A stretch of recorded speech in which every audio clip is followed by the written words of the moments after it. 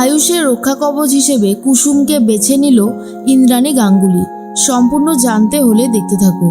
গল্পের শুরুতেই দেখা যায় ইন্দ্রাণী গাঙ্গুলি আয়ুষকে নিয়ে গুরুদেবের আশ্রমের থেকে মূর্তি নিয়ে আসবে বলে ঠিক করেছিল।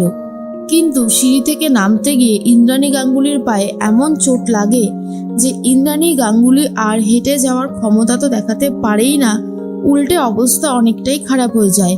তারপর সবাই মিলে কোনো রকমে ইন্দ্রাণী গাঙ্গুলিকে বসিয়ে পায়ের যত্ন নিতে শুরু করে।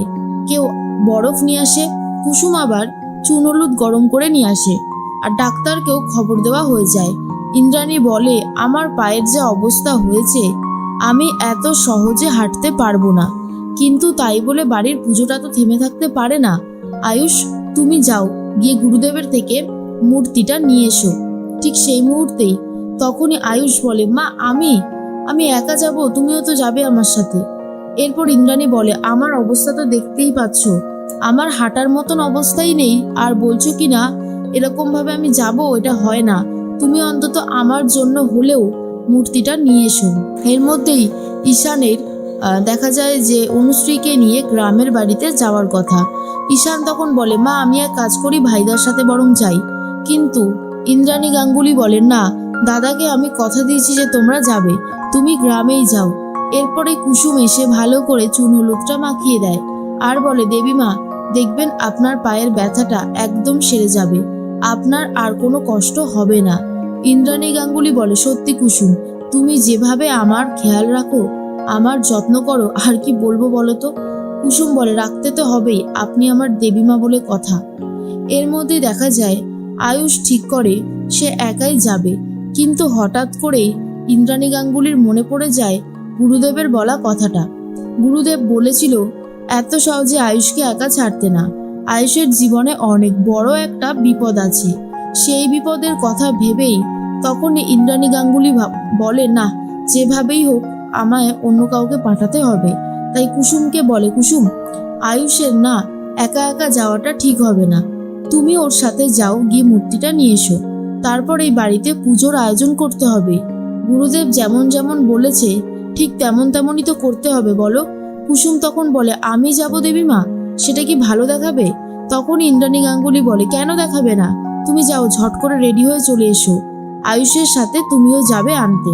এর মাঝখানেই তখনই কুসুম বলে, কি যে করি, দেবীমার কথা তো আমি আবার ফেলতেও পারবো না। অন্যদিকে দেখা যায় আয়ুষ তখন বলে, কি ব্যাপার কুসুম, রেডি সেডি হয়ে নিয়েছো, আজকে তুমি আমার সাথে যাবে নাকি?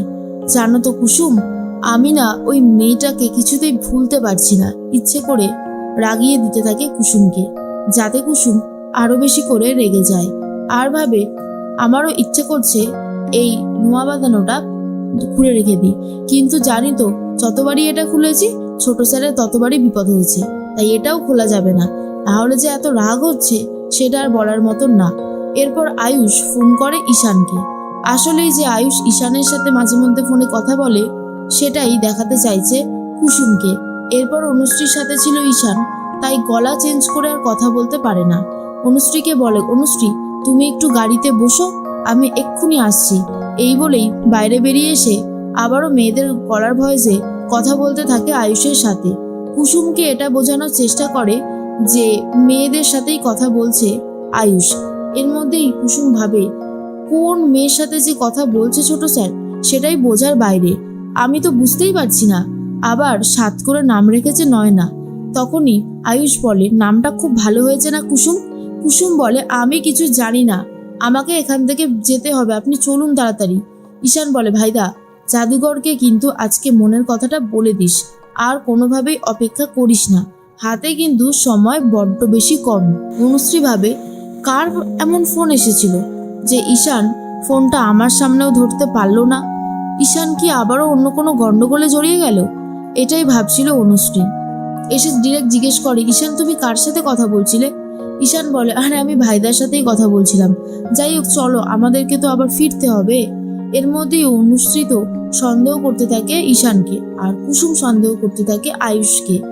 মন্দিরে যাওয়ার জন্য আয়ুষ আর কুসুম একদম রেডি। তখনই গুরুদেব ফোন করেছে ইন্দ্রাণী গাঙ্গুলিকে আর বলে, ইন্দ্রাণী তুমি এসে গেছো তো, তাহলে তুমি কাউকে বলো আমার কাছে যেন নিয়ে আসে তোমাদেরকে। এরপরে ইন্দ্রাণী বলে, গুরুদেব একটা অঘটন ঘটে গেছে, আমি তো যাওয়ার জন্য রেডি হয়েছিলাম, সিঁড়ি থেকে নামতে গিয়ে আমার পায়ে এমন জোরে মচকা লেগেছে যে আমি আর হাঁটতে পারছি না, তাই আমি আয়ুষকে পাঠিয়ে দিয়েছি। আর এটা শোনার পরে গুরুদেব খুব রেগে যায় ইন্দ্রাণী গাঙ্গুলির ওপর আর বলে, এটা তুমি কি করলে ইন্দ্রাণী? তোমাকে তো আমি বারবার করে বলেছিলাম যে আয়ুষের এখন একা আসাটা একদমই ঠিক হবে না, কারণ আয়ুষের এমন একটা ফাড়া আছে যেটা খুব একটা ভালো কিছু নয়, জীবন সংঘাত হতে পারে, বুঝতে পারছো? আর এটা শোনার পরে ইন্দ্রাণী গাঙ্গুলি খুবই ভয় পেয়ে যায়, একা একা কি করবে বুঝতে পারছে না। তারপরে বলে, আমি কুসুমকেও পাঠিয়েছি সাথে করে, আমি এক্ষুনি আসছি, আমার যতই ব্যথা থাকুক না কেন। এর মধ্যে রাজবাবু বলে, ইন্দ্রাণী তুমি এই পা ব্যথা নিয়ে কোথায় যাবে? দেখো এখানে তুমি কোথাও যেতে পারবে না, এখন তুমি বিশ্রাম নাও, ডাক্তারবাবু আসুক না। ইন্দ্রাণী বলে, রাজ, আমার মনে হচ্ছে আয়ুষের খুব বিপদ, গুরুদেবও সেই একই কথাই বলল, আমি যদি এখন না যাই তাহলে কিন্তু অনেক বড় বিপদ ঘটে যেতে পারে, আর আমি সারা জীবনেও কোনোদিনও ভুলতে পারবো না, বুঝতে পারছো তো কত বড় একটা বিপদে পড়বো। রাজবাবু বলে, আচ্ছা বাবা, আমি একটা কথা কেন বলছি বুঝতে পারছো, তোমার নিজের শরীরের কথাটা ভাবো। এরপর ডাক্তার এসে চেক আপ করতে থাকে ইন্দ্রাণী গাঙ্গুলিকে। অন্যদিকে দেখা যায় কুসুম আর আয়ুষের ওপরে কিছু লোকজন একেবারে নজর রেখে দিয়েছে, চোখের আড়াল হতে দিচ্ছে না। কুসুম ভাবে, ছোট সাহেবের কোনো বিপদ হতে আমরা দেব না, আমিও দেব না, আর দেবীমাও দেবে না, যতই বিপদ আসুক না কেন আমরা ছোট স্যারকে দেখে শুনে রাখবো। এরপর আয়ুষ বলে, জানো তো কুসুম, আমি সেই মেয়েটাকে এমন ভালোবেসেছি যে সবসময় সবার মাঝখানে যেন তাকে খুঁজে পাই। এসব শোনার পর যথারীতি কুসুম আবারও রেগে যায়। এরপর গাড়ি থেকে নামতে চায়, তখন আয়ুষ বলে, আচ্ছা আচ্ছা ঠিক আছে, দাঁড়াও, এত রেগে যাচ্ছ কেন? কুসুম, আজকে আমি তোমাকে নিজের মনের কথাটা বলি, আমি জানি আমাদের ব্র্যান্ডের যে লোগো সেই চোখ দুটো তোমার, তুমি আমাকে বুঝতে পারছো না কুসুম? আমি তো তোমার সাথে মজাই করছিলাম, তোমাকে জেলাসে ফিল করানোর জন্য। আসলেই তুমি আমাকে ভালোবাসো আর আমিও তোমাকে ভালোবাসি, আমাদের ভালোবাসাটার পূর্ণতা হোক সেটা তো তুমি চাও, বলো?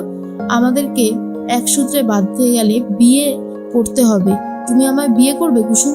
কুসুম কি বলবে নিজেই বুঝে উঠতে পারে না। তার মধ্যে দেখা যায় কুসুমের হাতের থেকে সেই নোয়া বাঁধানোটা ছিনিয়ে নিয়ে একজন গুন্ডা চলে যায়, আর সেটা দেখার পরে কুসুম চিৎকার চেঁচামেচি করা শুরু করে দেয়। তখনই আয়ুষ এসে বলে, কি হয়েছে কুসুম, তুমি এইভাবে চিৎকার করছো কেন?